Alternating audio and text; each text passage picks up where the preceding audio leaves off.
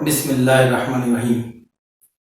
السلام علیکم viewers, myself Muhammad Kamran Baig اور آپ دیکھ رہے ہیں میرا YouTube channel health tips for you.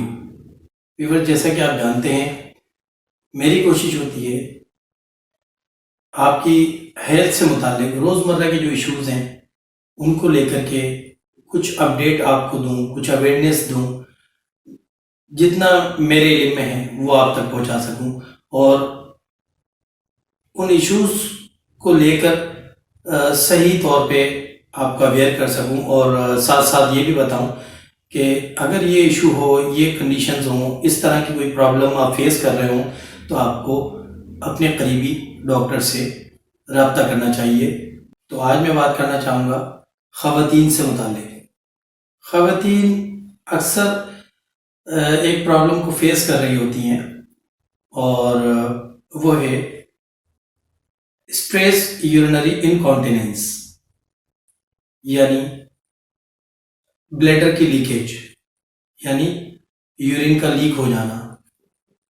اکثر خواتین یہ پرابلم فیس کر رہی ہوتی ہیں، لیکن لیک آف اویئرنیس کی وجہ سے یا شرم کی وجہ سے وہ اپنے فیملی ممبر سے ڈسکس نہیں کر پاتی اور صحیح ڈاکٹر تک نہیں پہنچ پاتی، یا پھر کچھ خواتین یہ سوچتی ہیں کہ کیونکہ یہ زیادہ تر خواتین میں پایا جاتا ہے پرابلم، اسٹریس یورینری انکانٹیننس زیادہ تر خواتین میں پایا جاتا ہے، تو خواتین اکثر یہ سوچ کے بھی علاج نہیں کراتی کہ کیا پتہ یہ کوئی بیماری ہے جو ہر دوسری تیسری عورت میں ہے، ہر خاتون اس بیماری کے شکار ہے۔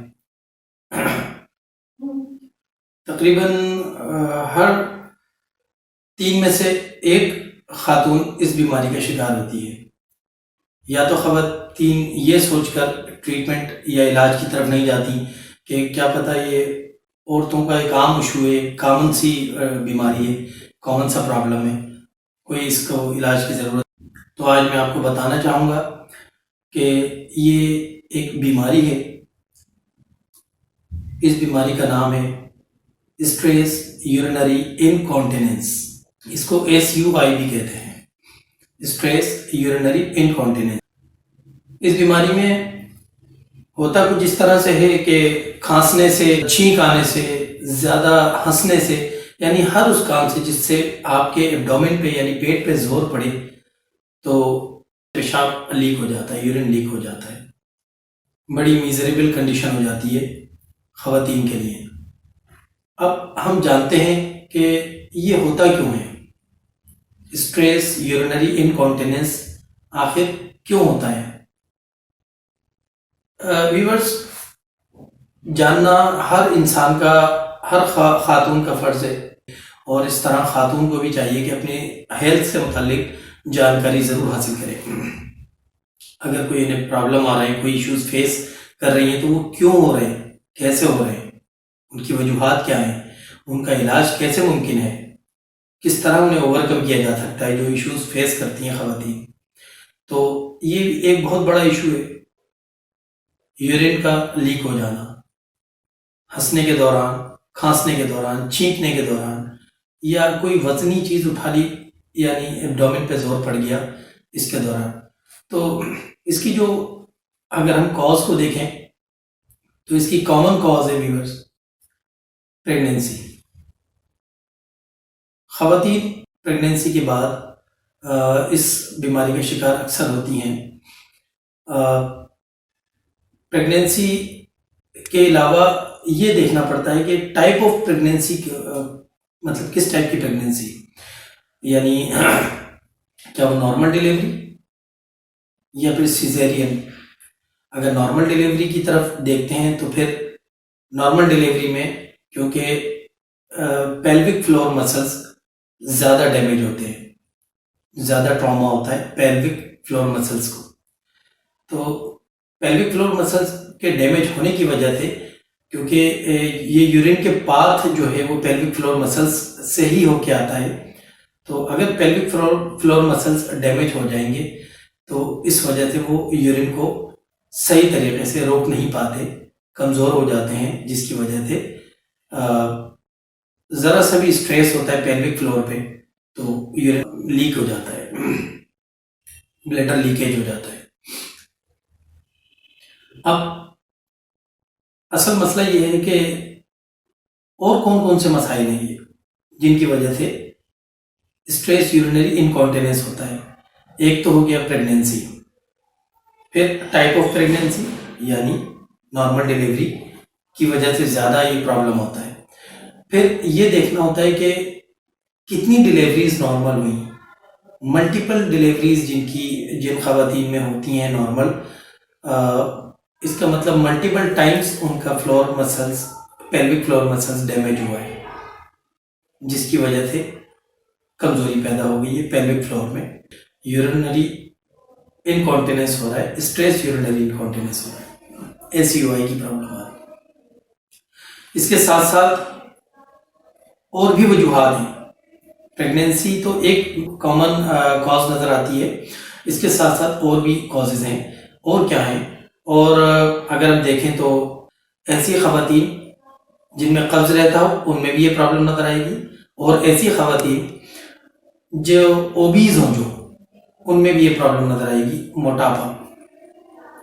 موٹاپے کی وجہ سے ایبڈومن کا سارا زور پیلوک فلور مسلز کے اوپر ہوتا ہے، جس کی وجہ سے پیلوک فلور مسلز کمزور ہو جاتے ہیں اور انہیں یہ ایشو آ جاتا ہے کہ اسٹریس یورینری انکانٹیننس یعنی یورین کا بار بار لیک ہو جانا۔ پہلی وجہ پریگنینسی، پھر پریگنینسی میں بھی type of pregnancy, normal delivery سے خاص طور پہ ٹراما ہوتا ہے، پیلوک فلور کے مسلز جو ہے وہ زیادہ تر ڈیمیج ہوتے ہیں نارمل ڈیلیوری سے۔ اس کے علاوہ قبض رہنا مسلسل، زیادہ کھانسی آنا، جیسے لمبی لمبی کھانسی کے یعنی لمبے لمبے ایپیسوڈ آنا، اس کی وجہ سے بھی یہ مسلز پیلوک فلور کے جو ہے وہ کمزور پڑ جاتے ہیں۔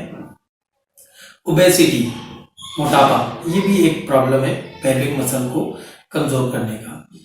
تو اگر ایسا کچھ پرابلم آپ فیس کر رہی ہیں تو آپ کو چاہیے کہ فوری طور پہ ضرور رابطہ کیجیے اپنی قریبی سرٹیفائڈ گائنیکولوجسٹ سے، اور ان کو بلا جھجک اپنی اس پریشانی کا ذکر کیجیے، بتائیے کہ میں آج کل یہی فیس کر رہی ہوں۔ پھر وہ آپ کو مختلف ٹیسٹ ریکمینڈ کریں گی یا ایکس رے ریکمینڈ کر سکتی ہیں، یا اس کے علاوہ کچھ ایکسرسائزز آپ کو ریکمینڈ کر سکتی ہیں۔ اس میں جو ایکسرسائزز اکثر طور پر کرائی جاتی ہیں وہ کیگل ایکسرسائزز ہوتی ہیں۔ نارملی وہ ایکسرسائزز پیلوک فلور مسلز کو اسٹرینتھن کرنے کے لیے کرائی جاتی ہیں، اور اس طرح کی ایکسرسائزز عام طور پر ڈیلیوری کے بعد کرائی جاتی ہیں، تاکہ جو پیلوک فلور مسلز ہیں ان میں جو ویکنیس آ گئی ہے ان کو اسٹرینتھن کیا جائے۔ اگر وہ صحیح طور پہ ٹائٹ ہو گئے، بہتر ہو گئے، تو جو ہے وہ یہ پرابلم کافی حد تک کم ہو جائے گی۔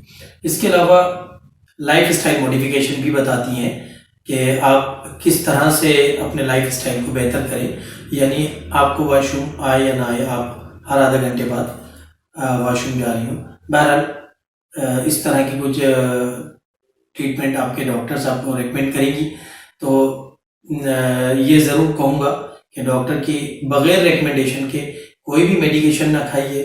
کسی دوسری خاتون سے اگر آپ ذکر کرتی ہیں اور وہ کوئی میڈیکیشن اپنے طور پہ بتا دیتی ہیں تو قطعاً نہ کھائیں جب تک آپ کے سرٹیفائڈ گائنیکولوجسٹ سے آپ رابطہ نہ کر لیں اور وہ آپ کو کوئی بہتر علاج بتائیں۔ تو کائنڈلی میری سجیشن یہ ہوگی کہ آپ اپنے سرٹیفائڈ گائنیکولوجسٹ سے رابطہ کر کے تبھی اپنا ٹریٹمنٹ شروع کیجیے، اور لیکن اس کام میں دیر نہ کیجیے، فوری طور پہ اپنے سرٹیفائڈ گائنیکولوجسٹ سے اپنا ٹریٹمنٹ کروائیے، کیونکہ یہ ایک بیماری ہے۔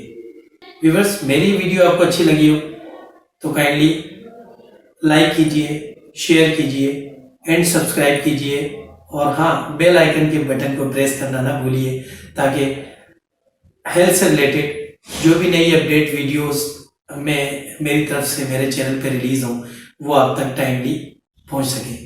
تھینک یو، اللہ حافظ۔